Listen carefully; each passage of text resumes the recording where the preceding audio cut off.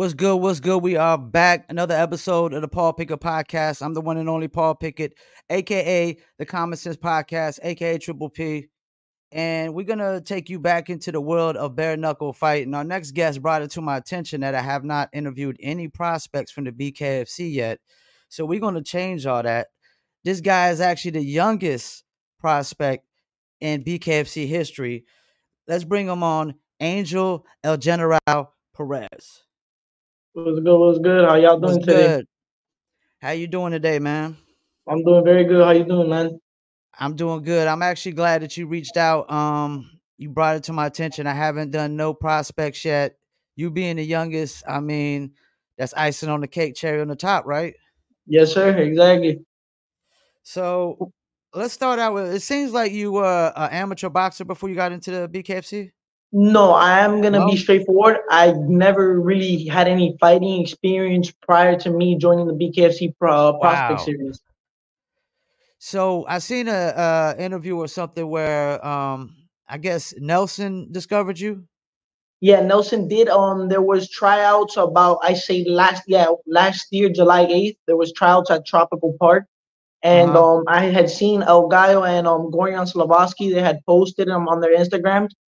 And I just thought to myself, I'm just like, well, I like to fight. Why don't I just give it a try and see how it goes? Maybe it works out, maybe it doesn't. You never know how things might go. So I just went out there. I'm not gonna lie to you. I was a little bit nervous since I was practically the only at the moment because I did look a little bit younger. I was the only kid-looking person there, and I saw grown men. People that actually train, prepare themselves.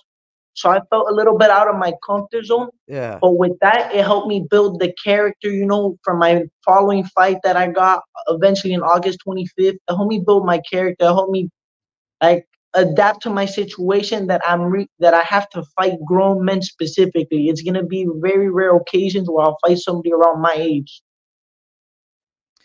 And I was gonna actually end up asking that, are they gonna try to put people more your age? But like you just said, you're gonna have to fight pretty much who they bring to you. Now, how old were you when you did that tryout? I was 18 at the moment, and I took my 18. very first fight a month later versus a grown man. His name was shout out to him. He gave me the work. It was a good first fight. He gave me my experience. Shout out to Laz Lara. He was my first Okay. opponent. Very at that moment for me, he was a very skilled fighter, very technical. And as you know, with experience comes, skills, comes everything. And you can see in that fight that I lacked practically everything in the books. The only thing I didn't lack was the heart and the grit and determination to just keep on pushing forward throughout the fight, push forward, and try to make it to the end of the rounds. Now, what do you think it was that they saw in the tryouts that made them say, "Hey, let's give this kid a chance"? It's the way I suppose this is how I look at myself. It's the way I hold myself, the way I talk to people, the way I just present my energy to people. Like how to say, like I'm very respectful. I'm not a pushover. I don't try to like. How do I say this? Like I'm a very nonchalant person, and it's just the way that I just how to say. I say it again. The way I bring myself towards people and I conversate with them, and I explain them things. I don't know. I have a charisma to me. I don't know the exact what it is, but I have this charisma to me. When I talk to people, they like it and they get intrigued and have conversations with me. And it was too. You got to think about it too, my man. I was the youngest kid there. Everybody else you could see in the trial videos. Everybody there were grown ups. So to them, it was just like, whoa, a kid here. There's just like, let's give him a try. You never know. Maybe we can make him the next BKFC superstar. How I could go, how I could flow, because I'm very young. You get me? Everybody that I saw at the trials, I'm not gonna lie to you, they were a lot older. They were past 24, 25 years old. You get me? People Yeah, like that, yeah, they're good to fight for a certain amount of years, but it's not a person that a company can develop and build around. You get me? When you're my age, yeah. 18, 19, they have years and years of building and developing around that person. Now, so I'm guessing Nelson reached out to you first after the tryouts. Like, what was Yeah, that he did. conversation like? What was that conversation like? I'm gonna tell you straight out. I was at the grocery store. I was finished getting my groceries. I get in the car and I put because I had Nelson put as on my phone as contacts. I had him as BKFC. So when I see my phone, I'm like, nah, no way. They're actually calling me. So I answer the phone, and it's Nelson. And Nelson's like, yo, my man, you ready to fight? You want to fight August 25th August 25th at the Youth Fairgrounds? He's like, I got an opponent for you, 120 pounds. And I looked at my call. I was just like, I was thinking about it. I'm like, man, give me the fight. I'll take it. He's like, all right. It was, I say, about a week, maybe a week and a half after the tryouts. And when he told me that, I am gonna be honest with you, Paul. I wasn't really training like a fighter at all. You get me? It was Yeah. something brand new to me. I didn't even have a gym. I didn't have anything. So when he gave me that phone call, I was excited. Like I was like, all right, I'm gonna go fight. Perfect. I tell him I'll take the fight. Perfect. He sends me the contract. I sign it. And then in that same 2 day period, I'm in a rush trying to find the gym. You get me? And it was pretty difficult. But I Yeah. am gonna give a shout out to my old coach though, El Tigre, Eric Castaños, for giving me the opportunity to train at his gym when I first started out. It was a blessing because he was the only person, and he was the only person to give me like to like not believe in me, because I am gonna be honest, he was very skeptical of, a person that just started fighting to take a fight in a month's notice. Because I Yeah, I understand was as gonna a ask coach, that. Yeah, I was it's gonna your ask name, that. it's your reputation. I understand as a coach, but he gave me a place to train. But shout out to the real person. You did an interview with him. He was the only person that ever believed in my dreams when I walked into that gym. He was the first person to walk up to me, young Marcus Oh, okay. Suarez. Yeah, yeah. Marcus Suarez. Great. He got a He, great story. yeah, he was. I'm gonna just say like this. He was the shit, man. He was the only person that really believed in me when I told them, like, because he was training too because we both fought on the same card. At the Okay. amateurs, at the first fight, we had to fight with Yeah. gloves, and the pros fought without the gloves. Bare knuckle. Yeah. And he we were both training at the same gym, and he was the only person when I walked up to him and I told him, yo, I'm gonna fight bare knuckle. He's like, do it. I believe in you. Just do it and train hard. And it gave me like to see a grown man like that that's busting his ass, training hard, hard, hard to achieve the same goal as me and to believe in me, even though the skill set and the gaps were, a big difference. It gave me the motivation to push myself and work harder and work harder. Now, okay, so you signed a contract. You said you're rushing to find somewhere to train with. Was everybody looking at you sideways and crazy? Like, yo, kid, are you serious about this?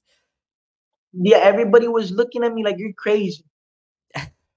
Because at the very moment, there wasn't yet a rule set for the prospects. You get me? We didn't know if we were gonna fight with gloves, with MMA Okay. gloves. We didn't know. So everybody in reality at the moment, they thought I was gonna be fighting pro without gloves. I didn't know myself until the day of the fight. No, actually, I lied. The day of the weigh-ins, where the referee they explained everything. Uh-huh. But everybody was actually looking at me crazy, like, that's not the smartest choice. You've never fought in a day in your life. They're like, you're gonna get messed up. I'm just like, well, you live and you learn, man. Everybody, a bunch of professional fighters have lost their first fights. It's all right, things happen. That's how you build experience. But it was crazy because everybody at the gym that I was at there were haggling me, hassling me, telling me you're crazy, pull out the fight. It's not worth it, pull out the fight. And I am gonna be honest with you, Paul.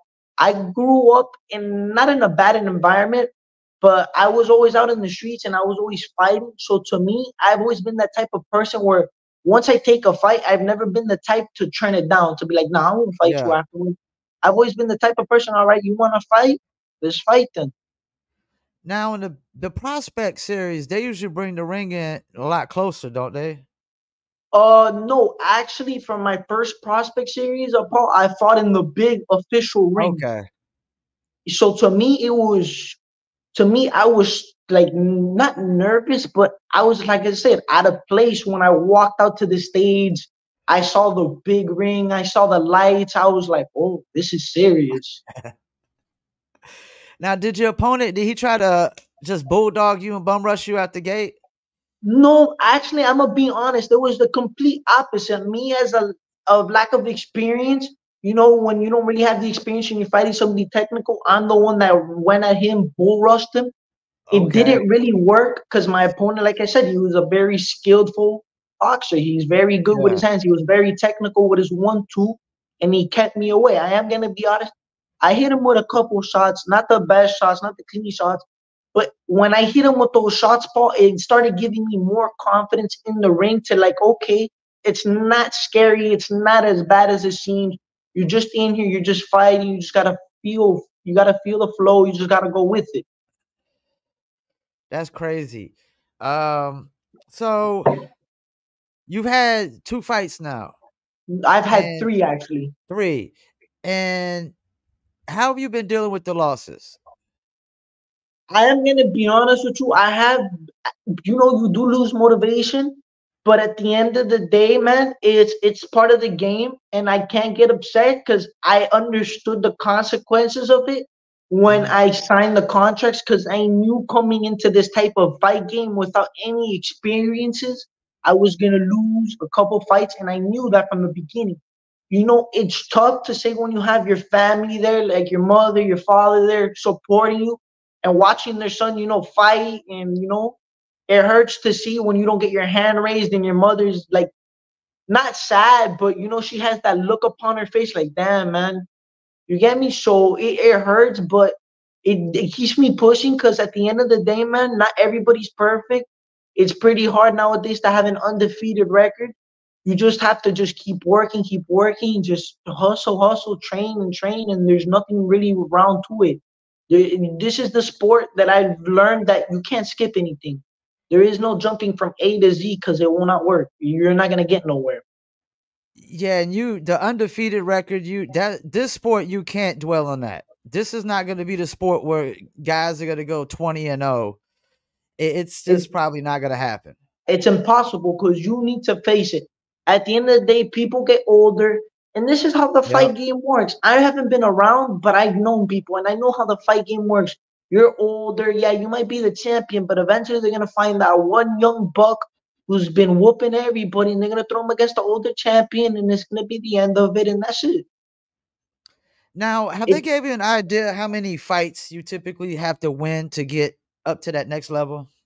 Oh, well, it's not really win. They say more that you need to have 5 fights in total to 5 go fights? pro. Okay, Yeah, but me personally, with these losses that I've had, I'm planning on doing 3 to 4 more fights in the prospect series before I build up the confidence to that even think makes about sense. going pro. And you Cause being the youngest, there's no really rush at it, right? no, I'm not in a little bit because I want to be Little bit? champion. I want to be the youngest champion, but everything takes their time, and I have to realize it's like a tree. You get me? It takes its time to Yeah. grow and its flowers to blossom. Things So don't happen that's overnight. so your goal is to break Kai Stewart's record because I think he's the youngest BKFC champ. How old is he? How did he do it? How old did I he? think he was 21. I'm 19 right now. I turned 20 this year. So, depending on, I'm gonna be realistic with you. Maybe I don't break it, and it's all right if I don't. Yeah, But at the end of the day, to me, is that if I could achieve that goal of being a person that came into the fight game with zero experience, fighting grown men into becoming a champion, to me, that legacy that I would leave behind doing all those, it's more than enough to me than being the youngest champion at the end of the day. Because that's something that's gonna stick around forever. Like, whoa, Angel became champion. He had no fight experience. He never did a boxing match. He never did anything in his life. so they consider you the youngest because you had your fight at the youngest age, right? I was the youngest prospect to ever fight on, if I'm not incorrect, in BKFC history at the moment. When they started doing the prospect events, I was the Yeah, youngest to ever fight on the card. that alone puts you in history as far as BKFC and bare knuckle sport goes. I mean, because it's still early in the game with bare knuckle. BKFC is only 6, 7 years old. So this thing is still got a long, long time to grow. Now, what weight class you fighting in? You right now, well, my first 3 fights, they had me at 120, 125. I had told Nelson after my third fight, like, man, look, I'm not a big 125 pounder or anything, but I'm decently built enough that, like, I didn't feel comfortable enough and the weight cuts were too much for me for 120. So what I told Nelson is, for my next fight, man, let's up the weight and let's get me with some bigger people. Cause, like, how do I say? Like when I cut the weight, Paul, I don't feel right as a fighter. Like I look skinny. I don't feel as physically able as when I'm around my weight at 135, Yeah, 140. It's for me. And two, you gotta understand. When I did my first fight, Paul, I was at 140 pounds, and I never cut weight before in my life. So I had to figure out how to cut weight on my own 2, 3 weeks before the fight. And that, yeah. I'm gonna be honest with you, that was one of the reasons too that it messed me up that fight, Paul, because I did A the lot of worst fighters weight. say that. I did it the wrong way, Paul. You know how I did it? Without eating. You know, I went a week without eating, eating very minimal, probably a little piece of bread with an egg. You know, I Yeah. didn't take the right proper steps. Now that one gets older and one understands the fight game now I'm trying to work with a nutritionist, have my coaches, my strength and conditioning coaches. So when I'm ready, when they call me to fight, I'm fully prepared to go. I've interviewed enough guys to know that they've said that just trying to make weight for some of these fights, because you fight, some of them fight two different weights. It's takes a lot out of you. It takes a toll out of you. That, like you said, it's probably best to fight at your weight. So you originally want to fight at bantamweight. Yeah, I want to fight at I 135 mean, around there. that is the tough. You talking about, that's a tough division, yo. I know it's a tough division because a lot of these fighters, I am not the tallest fighter. I am gonna be honest. I'm probably one of the smaller fighters on the roster, but I like a challenge. I like taller opponents. I like people that are coming down from heavier weight classes. Because to me, the people I train at in my gym, Paul, I am gonna be honest with you. Everybody in my gym is 40, 30, maybe 50 pounds heavier than me, and I am Okay. the lightest one in the gym. So to me, I'm used to working with people that are used to muscling up smaller people, putting the pressure on smaller people. So to me, I like challenges. I don't honestly like fighting people at lower weight classes. I'm gonna be honest with you. They are, how I say, more technical and they're a lot faster, Paul. And Yeah, yeah. like speed and technicality kills a lot. So, what's your height? What are you at your height? I'm at around like 5'6", 5'7", maybe if I got a So pair you're, of yeah, shoes on. you're about Keith Richardson, Rockstar's height, and if you fight Bantam, you'll be at his weight. I mean, he's probably a little bit more cut than you, because I mean he's a grown man, so he's had more time to work Yeah, out. But I develop mean, his body physically. you got a tough division. I mean, you got Alberto Blas, who's champ right now. He's got to fight my second favorite fighter, Ryan Reber, at BKFC 66. You got Rockstar gonna be trying to get his belt. Justin Ibarola. Albarola, he's on the rise. Chris Garcia. Yeah, this is gonna be a tough division, man. Yeah, but Paul, And you got to think about it too. As time flies, those guys are gonna get older. they are. Except except Indio, I used to train with him. I don't know what it is, but I am gonna be honest with you, Paul. Cuban genetics are something special, man. Because that guy Indio, he's a very special fighter, man. His speed, his explosivity, everything he has, he's a human weapon practically. He's So gonna you're be. Cuban? I'm Cuban too, yes, Paul, but Okay. so like to me, like that genetics, like I wasn't gifted with athletic genetics. You get me? I've had to work for what I have. You get me? Some people Yeah. were blessed with that, like Indio. Like I trained with him a lot at my very beginning of my career. He gave me a lot of good pointers and everything. But man, seeing him train and the way he would train, it was like it's like there's levels to this, and it excites me because it's just like damn. Eventually, if I work hard enough, I'm gonna get to be able to get to these levels, fight these top guys, and challenge them. That's the thing. All these guys say they're dogs, and when you see the videos of them working out for fights, even when they don't got fights, they're working out the same way. I have to admit that most of them have the dog in them as far as working out and training. Now, sometimes though, they get in there and they quit. Now, BKFC, I've heard a lot of people explain it like, or bare knuckle in general, that it starts out fast and gets slow, opposed to boxing, which starts out slow and gets fast. Have you found it to be that? Yeah, I experienced that firsthand on my third fight. Because my third fight, I mean, I'm gonna be honest with you, it was my best fight that I've. To me, it was the best fight I could possibly give that person. And I am gonna be honest with you, the first 2 rounds, Paul, I was popping off. I was throwing rights, lefts, everything. But it gets to a point, Paul, where the clinching, having the people muscle you up, throw you around, you having to throw them around to get them off you. It wears you out, man. And the Yeah. problem is with these being bare knuckles that your hands are so light that the lactic acid builds up in your muscles quick, quick, quick.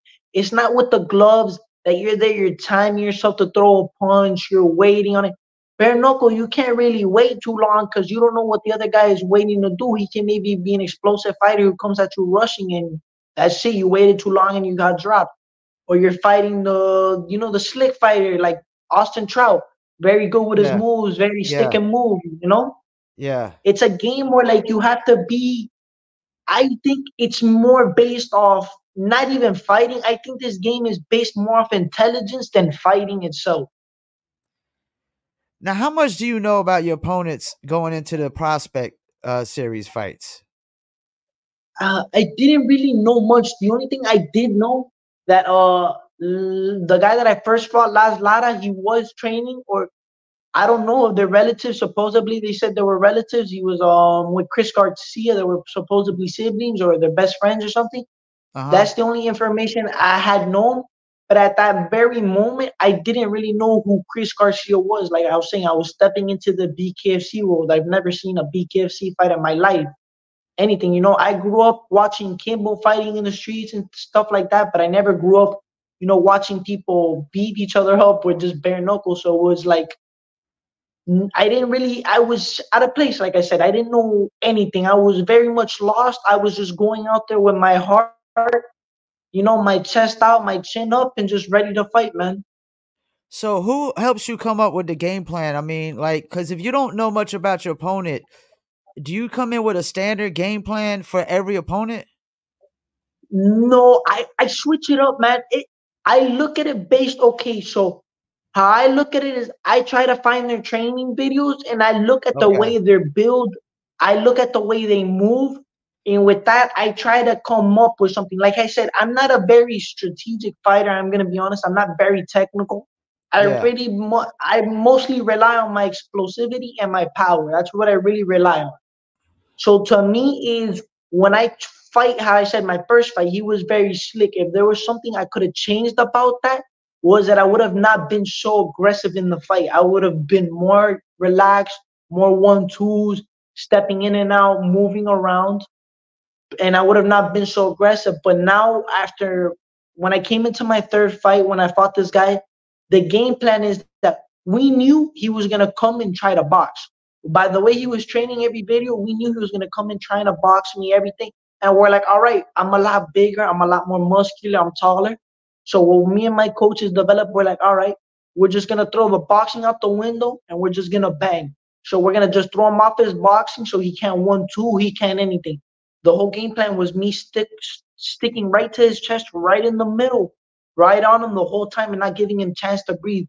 Because the problem is with me, Paul, I am gonna be honest, I'm that type of fighter that I throw bombs, so I need to learn how to control them a little bit more, so I don't wear myself out as quick. Yeah. Now, when you get the fights, who's coming up with these fights? Is Nate come up with these fights? I usually it's between, if I'm not incorrect, it's between Serge and Nelson. Okay, so Serge and Nelson basically they're the ones that come up with the prospect fights and Yeah, if I'm whatnot. not incorrect, it's Serge and Nelson. And Now, do they? Nate, I don't know what he does really. I'm gonna be honest with you. Well, Nate usually comes up with a lot of the fights for the a lot of the BKFC 66 and Knucklemania and stuff like that.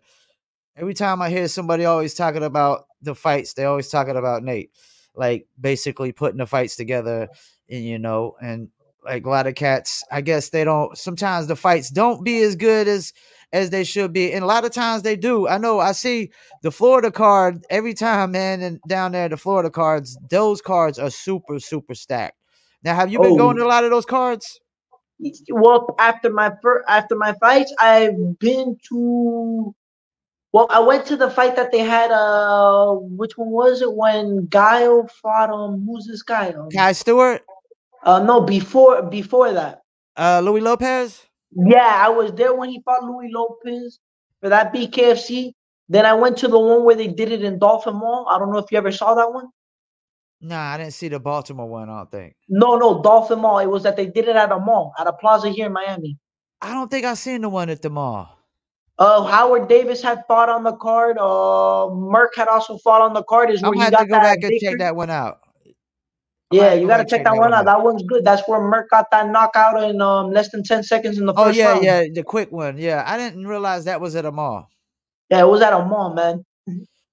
Yeah, And then BKFC is killing it right now at these selling out.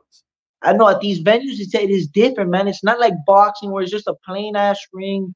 It's different, man. There's lights, the hospitality, everything. It's just people get intrigued to it because of the ring. Also, if you think about it, Paul, because Yeah, people have never the seen a square circle. squared Yeah. circle.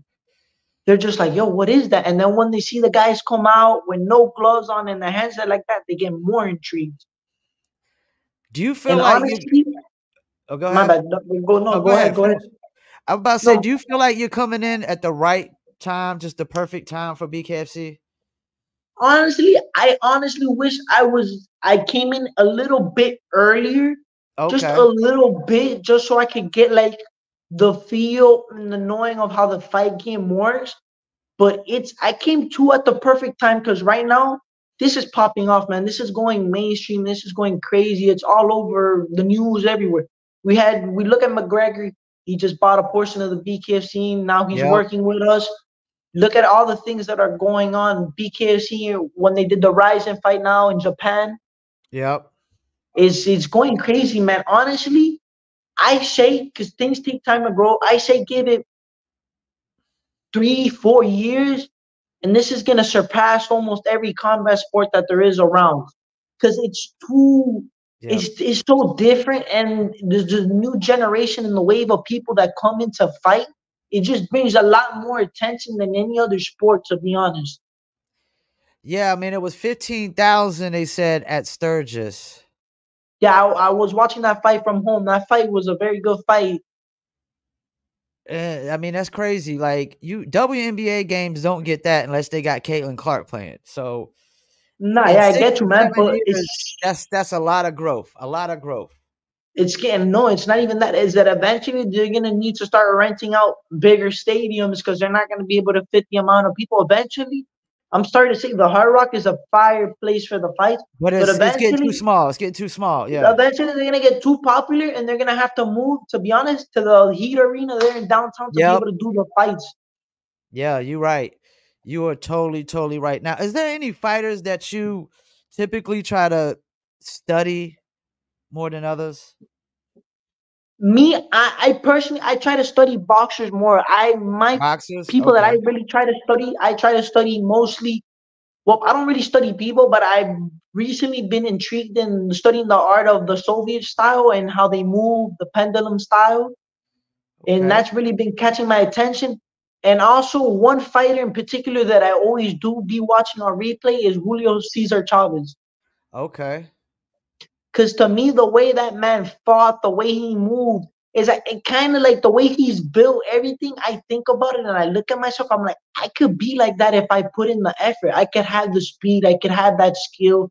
I could have that technicality without the gloves and apply it to BKFC. What is it about Cubans that there's a lot of Cubans in bare knuckle, yo? We're taking over right now. Yeah, there's a lot. What is it about y'all, man? Can I be honest with you, Paul? I can't speak for all of us, but I can speak for me in general. Yeah. It's the heart, man. It's the determination. It's if you see where our families and our generations come from, Paul, The upbringing, it's the upbringing, yeah. no, it's not even the outbringing, is how they live, the lifestyle they live. I can name you my great grandfather that I met before he passed away. I only met him once in my life.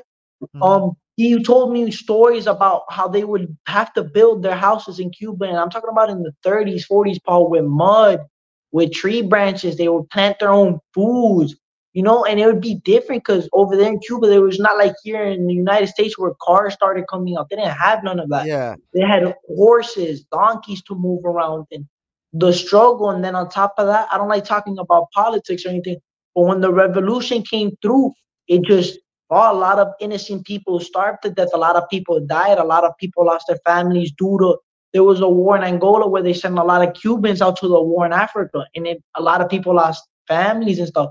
So to us, is to be able to provide and help our people and show them that we care about them, man. Because it's a tough life out there, Paul. I have family out there that I'm telling you that they're struggling, and us here sending them money, it does nothing. So to us to be able to take out our families out that poverty and Yeah. show them a good life and show them the reality of the world, that you don't need to wait 4 or 5 hours in line to get 2 or 3 pieces of stale bread to be able to eat. You get me? You don't have to wait 2 or 4 hours or maybe a day or two for your electricity to come back. Like, it's not a life anymore, Paul. When we're in 2024, how things are advancing, in my Yeah. opinion, people shouldn't have to even live like that. So that's why us Cubans, we're just so determined, and we have that grit, man, just to keep pushing. It doesn't matter what obstacles we face, man.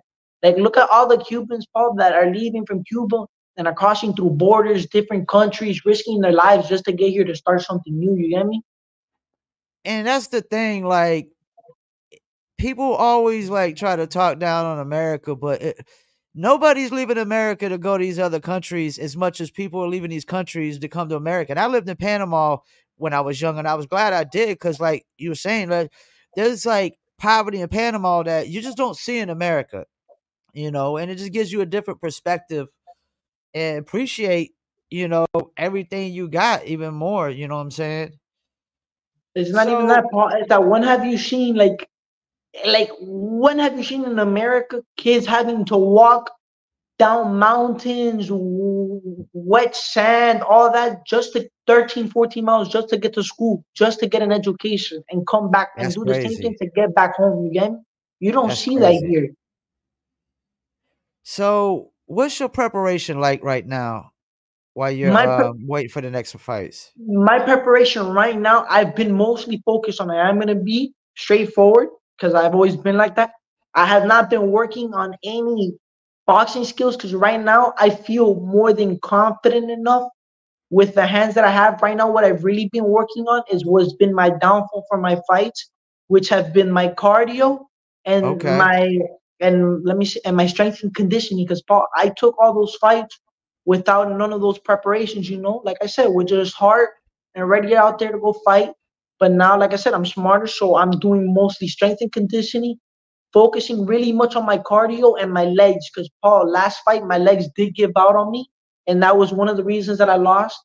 Like, you Hmm. can literally see in the video, I go to step and my leg just shut off on me. I didn't even know how to react. I was like, what is this? And it was like, it was embarrassing because I had put in all that work at the end of the day just for my legs to give out on me.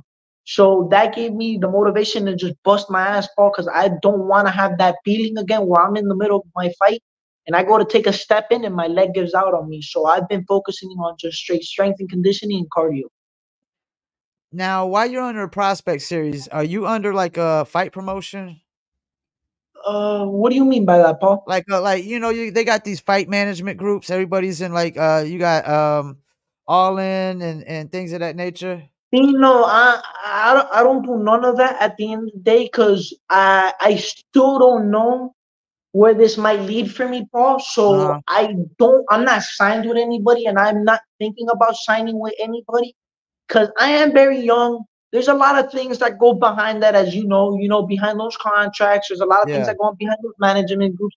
I want to wait until I'm a little bit more older, mature, and I have, because usually, I'm gonna be honest, my mother is my accountant. She does everything for me. She's the brains of the group.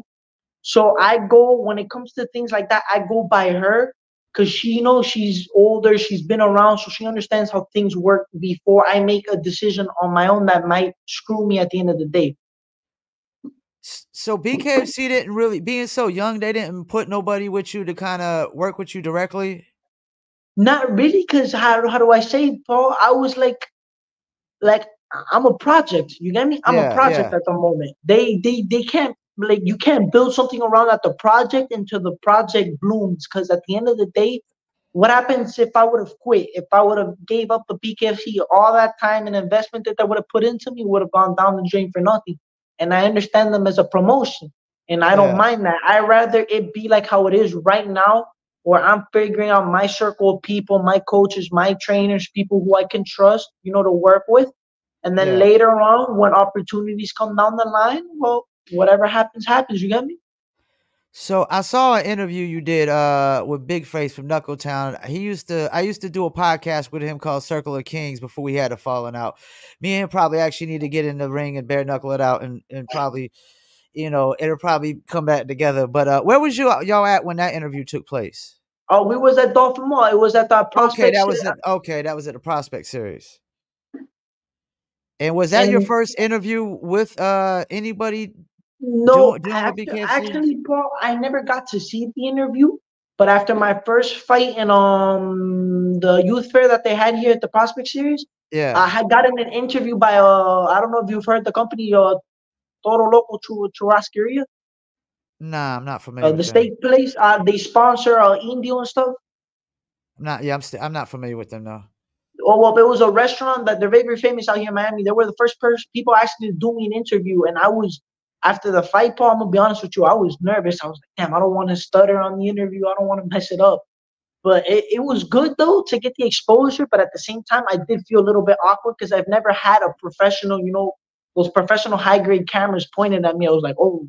And after the fight and after all that, I was just like, I was, a little whack out of place. Now, I think they said in the interview, did Josh Chassie help set up that interview with the Knuckletown? No, I actually walked up to Noble Time and I asked him, "Hey man, I'm Okay. a prospect. Do you think you could give me an interview?" And he said, "Yeah, man, let's run it." Yeah, because Big Face is actually really close with Josh Chassie. You familiar with Josh Chassie? No, I am not actually. Yeah, he actually works with BKFC too, and I think he actually works with the prospect with him and Nelson have a lot to do with that. So you don't know when your next fight is going to be? At the very moment, Paul, I do not know, and it's honestly better than me fighting Rush because I did fight in April not too long ago, and Okay, I've already had 3 fights in less than a year. that's a So lot. I rather save a fight for the end of the year so it gives me more time to get ready, more prepared. So when I go out there, I can show everybody my skills and put on a good show for the people. Besides winning the belt, do you got any other kind of goals in the sport? Man, to be honest, man, just to leave a legacy, man. Look, I come from a family, Paul, that I'm gonna be honest, all of us are warriors. Everybody in my family from generations and is proven they come from warriors, either from warriors, generals, from armies. We're soldiers. So for me to leave a legacy and leave something that I can implement in this world and people will remember me for however long it may be is more than enough to me, man. Because I just want to be that person that's just like, bro, you could come from nothing, have no experience in nothing and become something, man. Sometimes it doesn't matter. Sometimes you don't need a skill set. Sometimes you don't need somebody to help you out. Sometimes you just do it with enough value, enough heart, man, and with the love and dedication, it's gonna come flourish, man. I just want to be able to let people know that, bro, anything is achievable in this world. It doesn't matter your situation, it doesn't matter your outcome, it doesn't matter what position you're in. If you really want it bad enough, you'll go out there and go do it. Now, what kind of advice would you give somebody that's as young as you trying to get into the sport? The advice that I would give them, Paul, straight up, work hard, don't cheat, don't smoke, don't do anything that's bad for your health, and just focus on training. I'm being realistic as a fighter. Some people may not want to hear this. You can hear it. Women are a distraction as a fighter. You got to get rid of that, especially if you're around my age, because that is the biggest distraction nowadays around my age. Women and partying. I can see And if that. you and if you really want it, man, you just gotta block everything off, ghost everybody, go to the gym twice a day. Twice a day equals weightlifting in the morning, boxing at night, or whichever way you want, and just work and work and work. Because this is a sport. It's not like boxing. This is a sport. If you don't train, you're gonna get hurt. And it's not a joke. This is not like boxing where you'll get knocked out, boom. No, this is a sport where you'll get a cut from here to here, and you can lose your eye, you could go blind, you could potentially lose your life in the sport. And Somebody already has. this is something that you have to take super serious. This is not a joke. This is one thing Merck told me is like, this is do or die in here. You will die in there if you're not fully prepared for the sport. There are some people that you're gonna fight that do not give, you know, about you, and they're gonna go in there and apply pressure and hurt you as bad as they can. And sometimes people don't understand that. They think it's a joke, and they go in there like, "Yeah, I fought it in the streets before." You fought it in the streets, but here's a different ball game when you're fighting somebody who's been boxing 10, 9+ years, and he's putting the hands on you. You're really getting hurt, and you can't even defend yourself. Now at this point, now some people always say, I be seeing like some of these fighters, they still want to go and box or still do MMA or whatever. At this point, are you all in on BKFC or are you trying to possibly do both, like box and do All in on BKFC? BKFC. Look, Paul. When I told myself that I was gonna fight for this company, I had not. Look, Paul. I'm gonna be straight up with you. I didn't finish school. I didn't do a lot of good steps to have a prosperous life. I don't have nothing to fall back on, Paul. I'm being straight up with you as a man. This is my only option, so I have to make this work. And Yeah. shout out to Nelson, shout out to Serge, shout out to Feldman for giving me this opportunity and a place to fight and a place to call home. Because, bro, I could be honest with you. They could have easily that day at the trials, could have been like, man, pass this kid and just let him be. And I would have had nothing to fall back on. I would have had to gone back to school, study, and be that type of person that didn't take the right steps. So to me, Paul, I have to full send it, man. I can't back out of it because I don't have nothing to fall back on. And I am very appreciative of the opportunity that I have because it is, like I say, it's a company that is growing. It is going to become very major and it's going to become world, mainstream media. It's going to go stupid. Like people are not going to be able to no other sport's going to be able to compete with it. So it's just like, why not? Like, like if the opportunity was presented to me at the door, why not take it? You get me? Do you think now the only competition really is UFC, right? Yeah. And karate combat. I am not gonna lie, they are growing pretty quick in popularity too. Can it ever pass UFC? Can UFC just get to a point where it just doesn't? Eventually, the way I see UFC going, with all the fights that they're having lined up and everything, it's gonna get boring. Eventually, That's people what are I'm gonna get. thinking. That's what I'm Eventually, people are thinking. gonna to get tired of watching. No offense. Shout out to all the Russians, but the Russians are taking over the UFC, and a lot of people are not gonna pay 80, $90 to watch 30 minutes of two guys being on the ground just dragging each other, trying to choke each other out. People rather pay whatever the price may be for the pay-per-view for the BKC fights to watch some guy get his ass whooped in less than 10 seconds by bare knuckle. You get me? And also, what I've noticed is bare knuckle has also been like a second shelf life for fighters who maybe are retired from boxing or retired from Exactly. UFC, like Austin Trout, Chris has a Camozzi. really good boxing career and then comes over to BKFC and beats Luis Palomino for the belt and now becomes a champ over here and now got a whole nother career going on. So you're definitely gonna see bare knuckles extended the fighter's shelf life, in my opinion. It is. It's giving other fighters a crossover opportunity for fighters that get cut, fighters that are not too old, but the promotion considers them too old to be fighting for them. Yeah, It gives yeah, them another opportunity, man. Because at the end of the day, a lot of these fighters, they don't have backup plans, just like me, man. And you know that, Paul. A lot of yeah, these fighters rely on this to feed their families because they got yeah. nothing else. That's all they know. That's all they grew up with. So it's a very good opportunity because imagine, Paul, you got a family and boom, UFC cuts you and BKFC knocks out the doors. Like, I got an opportunity for you to fight. You get me? It gives them the hope and the motivation. It's like, damn, there's organizations that care about fighters. I want to see us prosper, and put on shows. Yeah, even Mike Perry has had a better career in bare knuckle than And he then the did in mixed UFC, martial arts. So that's crazy.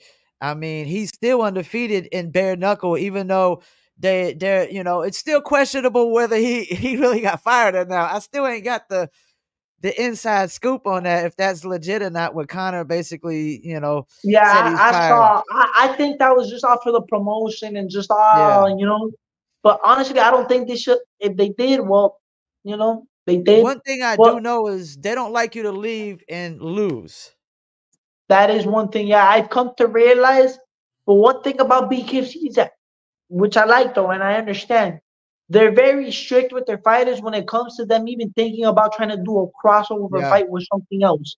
And I understand them though, because they have given the opportunity to many fighters that have been cut off or never given the real chance to shine and showcase their talent or skill sets. What's your interaction with David Feldman been like so far? I've met him twice. I haven't had full on conversations with him. And I am going to be honest with you, he is a very busy man. I understand. Yeah. But what I pick up from him is that he's a very firm, and how do I say this? Like he holds this energy to him where he's humble, but he's serious at the same time. Like when it comes to his business, he's serious, but when it comes to his fighters and conversating, you can see that he has a different side to him where it's just more relaxed, more.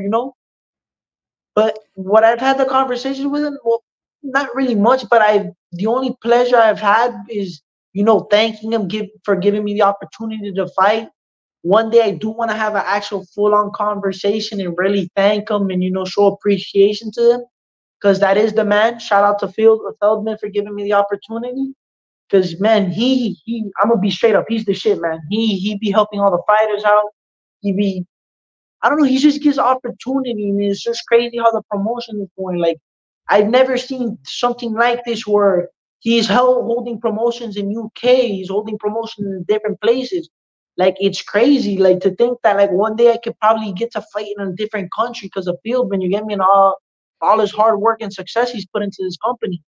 It's definitely possible. And, even when I see people like trashing the BKFC or Feldman, every time I interview fighters, all I hear is family atmosphere. Do you feel that way? Yeah, I actually do, man. Like at the end of the day, it's not like the UFC where people got beefs and people are talking mad trash to each other and being hostile. The BKFC's all right. The stare downs, you talk a little bit of trash, boom, you guys Yeah. get to fighting. Afterwards, you guys give each other a hug, and boom, it's done like real men, like how it used to be, Paul. You fight a guy in the street, you scrap it with him, you give him a handshake or a hug, and that's it. And that's And how one it thing, should be. yeah. The reason why I don't like UFC is because you see half these guys when they get pissed when they lose their fights, they be starting these little girl shows, screaming, throwing stuff like that's not professional. Yeah. Speaking of the girls, so what's your take on the women of the BKFC? Bro, I'm Cuban. You know what we call them women? Them women are some tough MFs, some tough mother effers, bro. Some tough. Cause man, to go out there, because you know how I used to be, Paul, that men, not all men, but the world used to be against women fighting and stuff. Yeah. Man, them Yeah. women got hard, bro. I'm going to just put it straight out like a Cuban, Paul.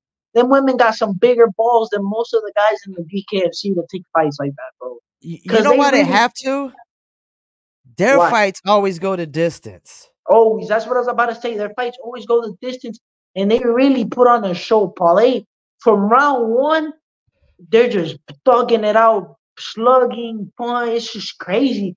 Like half the time, you don't even see the guys fight like that. You see the guys fight more calculated, try to be more slick, more pretty for the show. But girls, no, the girls are more guys than the guys are guys. If you get And what I mean. I don't know that I've seen any of the women give up in any of the fights either. I haven't Guys really will give up. seen Guys will guys give up will quick give up. like. Yeah. It's that too. As a guy, the problem is that you don't have that much pressure as a woman, because for the women, they're trying to be in a sport. Well, they're in a sport that's overrun by men. So they Yeah. have to show more dominance than the men Yeah. do. The problem is with the men is, I'm going to be honest, I'm not speaking for all men, but some men are, mentally weak. And what I've come to realize, these women A that fight lot. in A these lot of men are sports, mentally weak. when I come to realize these women that fight in these sports, bro, they're just tough as nails, man. They just don't give a shit, man. They'll fight if they gotta fight to the death, ball. They'll fight, and it's crazy. What's his Christina Ferreira? Oh yeah, Bro, yeah. look at the way she fights like a man, Paul. Like Yeah. I've never Yeah. seen a woman in my life fight like that. She fights like a man. She go out there like a pit bull hunting, and it's crazy. It's just like honestly, sometimes, in my opinion, the women be putting on sometimes, not all the time, but they'd be putting on better shows than the men, better performances, in my opinion. Well, they do because sometimes I mean it's like you had to fight with what was it? Let me go back and look at this BKFC. The one they just had recently where oh boy got knocked out in 6 seconds. Like as a fighter and as a fan, it's got to be the worst thing in the world, man. What was it? Was it Peralta versus Ruben Yeah, War? Perez. Yeah. Ruben Ward knocked him out like 6 seconds. As a fan, that's got to be the worst thing to see. To pay for that ticket, wait for that fight, and all of a sudden it's over just that quick. That ain't happening with the women, man. It's gonna go 5 Yeah, rounds, but too, you guaranteed gotta every think time. about it, Paul. This BKFC fight is like the Mike Tyson era. People are just Oh, getting knocked out left and right, quick. yeah, You yeah, remember when Mike Tyson was fighting? Fights would yeah. end first round quick. It's just like that. And it's like at the end of the day, too, you gotta realize, Paul, the women's division. What weight do they max out at? 135. Yeah. You got straw. You only got two divisions, I think. Just strawweight and women's flyweight. That's it.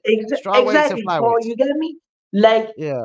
they're strong, but the power difference in between men and women, you can tell there's a noticeable difference. That's why the guys fight end up quicker because you're not having two women that weigh 200 pounds each right now, fist fighting bare knuckle. You get me?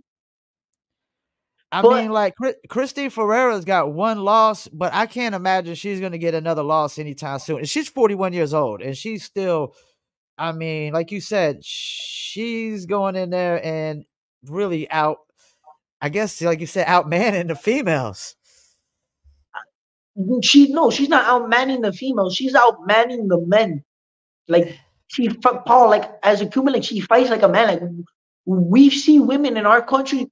Paul, you should see how the Cuban women fight over there in Cuba. They fight like men. So to me, that's what it brings me to. She's like, damn, she's got that heart. She fights like a man. Is she She's, Cuban? huh? Is she Cuban? No, she's not Cuban, but like what I'm saying is like I've seen the women. I've been in Cuba and Yeah. I've seen the women in Cuba fight, and it reminds me of the way she fights, that grit, that determined. Like they'll fight to the death, and it's like it's mind blowing because like you see these men, Paul, that train 6, 8 months for fight camps. They get hit one time in the eye socket, and they, oh no, I don't want to fight no more. Like then why did you even sign the contract? Like Yeah, it is. This isn't really just a tough man sport. What I realize, it's smart tough man sport. Like like I these said, dudes like that I seem to said, go Paul, at come the off the beginning of street the and podcast. just tough it out. Nah, it ain't gonna work like that all the time. Paul, like I said at the beginning of the podcast, this I feel like BKFC is more of an intelligent man sport than more of Yeah, a physical and a brutal sport. yeah. Right All right, we now, about this game. go Oh, ahead. finish, my bad. No, you go ahead, finish. I was gonna say this is a game of checkers, not chess. You got to be very calculated because if not, the risk to reward ratio in BKFC is there's more risk. I'm gonna be honest with you than reward. The reward is you won the fight, but the risk is the concussions, the cuts, everything that come with it down the line. Yeah, they say it might be safer, but at the end of the day, Paul, getting cut often in the same place affects the way your face looks. It's bad, man. I saw a video where you were sparring. I guess you were boxing sparring against Ibrahim Robertson. It seemed like you was toying with him. Was you toying with him? With who? The sparring video you got on YouTube with Robinson. I don't have any sparring videos on YouTube. Oh, I thought that was could have sworn that was you on the sparring video they had on YouTube. No, man. I try to keep my sparring footage low key. I try not to really post any of my training except the weightliftings and things like that. I try to keep everything I do hidden. Okay. And you said you ain't seen the interview with Circle of Kings yet, right? No, I have not. I'll send it to you when we get off. They actually got a clip up. They did a little article about you too. Oh, that's fire. I didn't know that. Yeah, it's on knuckletown.com.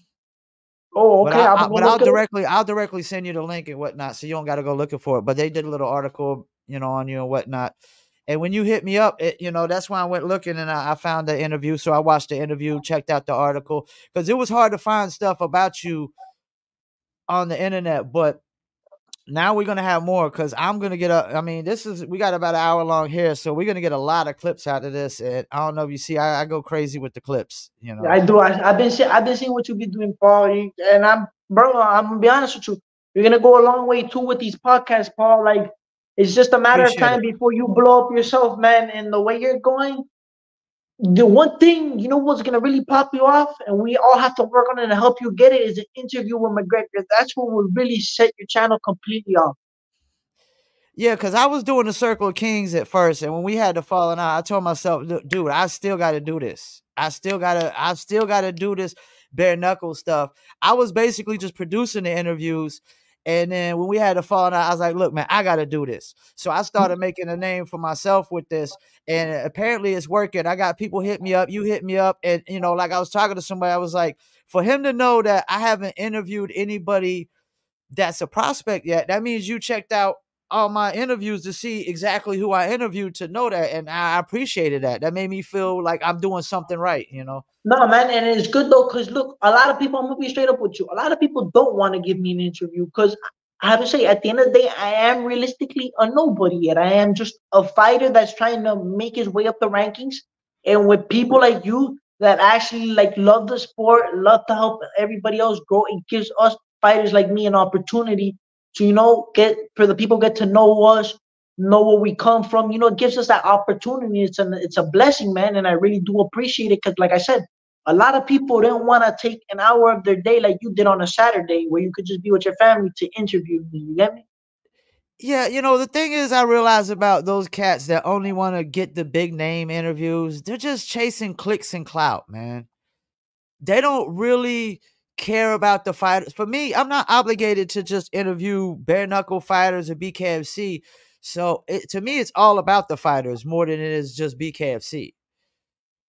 I just And happen to interview a lot of fighters that are in the BKFC because to me, it is the number one. It's the most exciting combat sport there is. It's the fastest growing. I mean, the way they do it is really organized. They pump out these fights like that. it's that Paul, you see every Florida card, bro. It goes crazy, man. Like you saw the last Florida card, El Gallo, you had Indio, you had Yomi on the card, you had Pedromo on the card, you had so many people from Miami on the card that is crazy. Like the Padromo's caddy. another one that's gonna take this BKFC by storm.